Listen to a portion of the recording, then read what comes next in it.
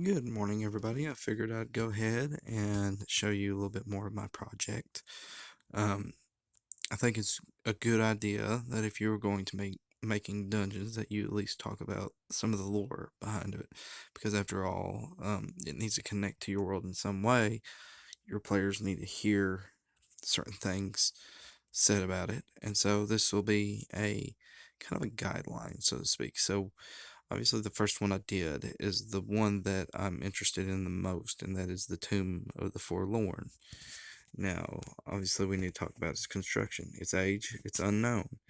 It is theorized to be older than Anglovin itself. Materials, stonemasonry. The stones are similar to basalt, which is a very black rock. So this is a very um, black masonry, black dungeon. It's very dark. Origin, unknown builder. Legend holds Groff the Mason, a deity of construction, built the tomb. Entrances, there is only one. A barred steel door, locked. The key has long been lost through time. So it'll be interesting to see how the players try to go about getting into this place. This is not meant to be something for a level 1 to go to, but if they are that determined, where there is a will, there is a way, and they are more than free to try. The inside, made of the same black stone as the outside, so it's not terribly different. Dimensions, it varies. Most areas and corridors are no higher than 10 feet. So obviously there is going to be some variation there, but monsters, I've decided on large bugs, undead, and aberrations. Traps, environmental hazards, no artificial traps. So things like falling rocks, for example. Levels, um, it's going to have 7.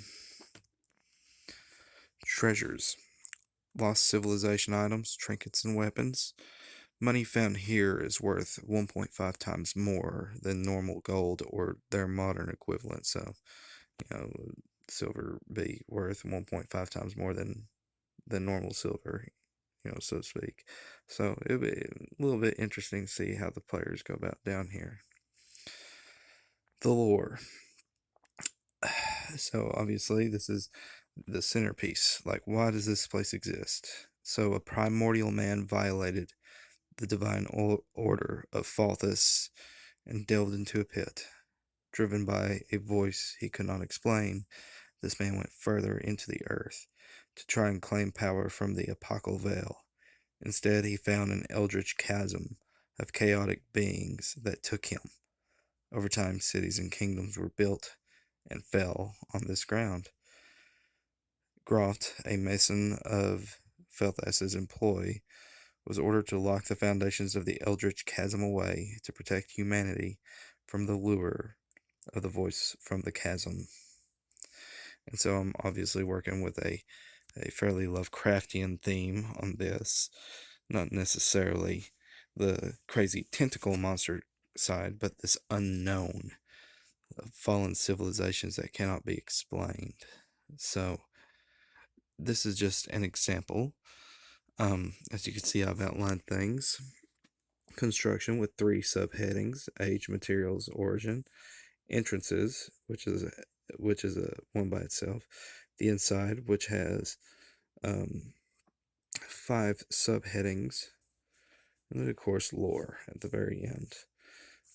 If you want to expand upon these guidelines, feel free to do so. This is just what I do, and this is what helps us with the games we play. So, as always, guys, take care. God bless. See you on the other side.